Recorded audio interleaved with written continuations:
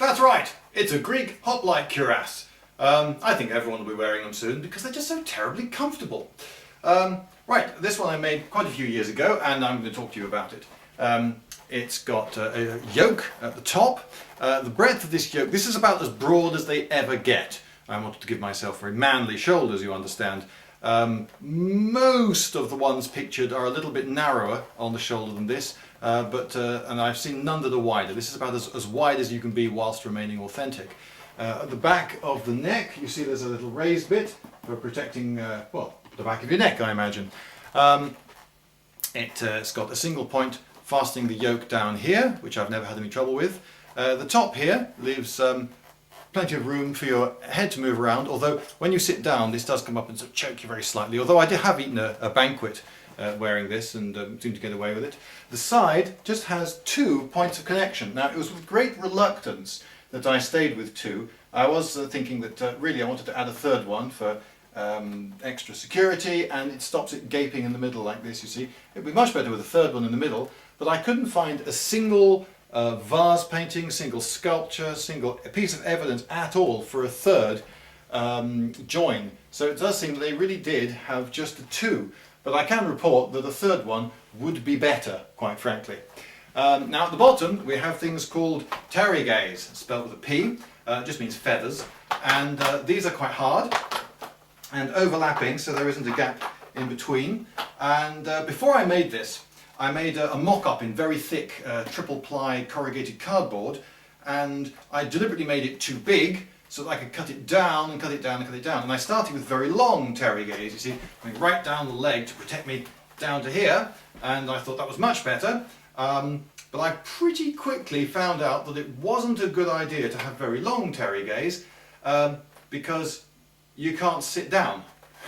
Very simply, if they're any longer than this and they're hard, stiff terrigays, you can't sit down. These, as you can imagine me in the sitting position, these just about touch the top of the chair. Any longer than this, you can't sit down comfortably. And even with them this length, when you sit down, you have to sit down bolt upright. You can't really slouch. But I'm sure that's a good thing. It's very stiff.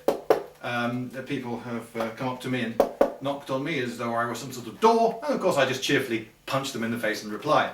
Now, some people will tell you that this is a linothorax, a linen cuirass. I believe otherwise. Linothorax, it sounds dead Greek and ancient, doesn't it? But it's actually a made-up modern word. There is a theory, based on almost no evidence whatsoever, that these were made out of many, many layers of linen glued together. Now, the physical evidence for this is a single piece of 13-layer thick fabric found in a Mycenaean grave. I'm sorry, but that's like 1,000. I think it might even be 1,300 years. It was many, many, many centuries too old to be relevant to Greek classical hoplite cuirasses. Also, there's one solitary literary reference, and that is to linen corseted argives. What does that mean? Ancient Greek is famously vague. Linen corseted argives, does that mean that they were very unusual for having linen corsets? Does it mean that that theirs were faced with linen, or they looked a bit like linen, or they were as flimsy as linen, therefore not very good? It could mean anything. I think that they made them out of thick leather, which is what I've made out of. This is like shoe sole thickness leather. You're not going to cut through this in a hurry, I can tell you.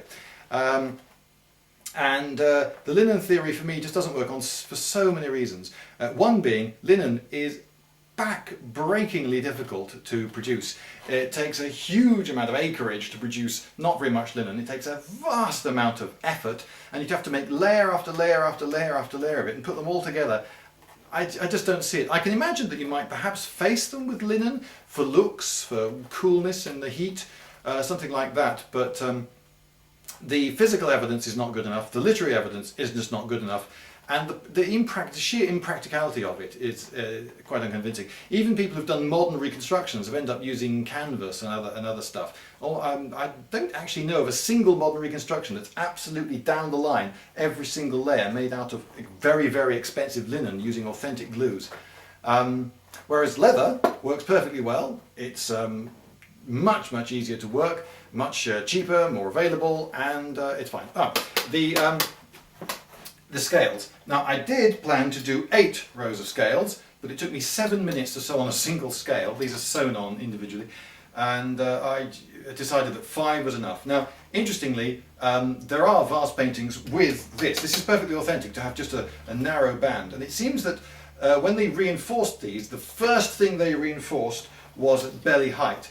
And if they didn't do it all the way around, as here, they would do it just at the sides. So it seems that this is where they were afraid of being hit, which I think strongly suggests an underarm use of the spears, because this was where you would be speared deadly with a horizontal thrust of the spear. An unarmoured spot is your armpit, and if you're using your spear overarm, that's particularly exposed. It seems that they weren't particularly worried about being hit in the armpit, so that's another bit of evidence for underarm use. Also, this shoulder yoke, admittedly, this one is as wide as they ever got, does limit somewhat your movement of the arm above your head, although you can hold it out sideways still with no trouble at all. But if you wanted to bring your arm up like that, you can see the problem there. It's comfy enough. This particular one has become a little bit tight over the ears. It's almost as though I put on weight, but no, that can't be true.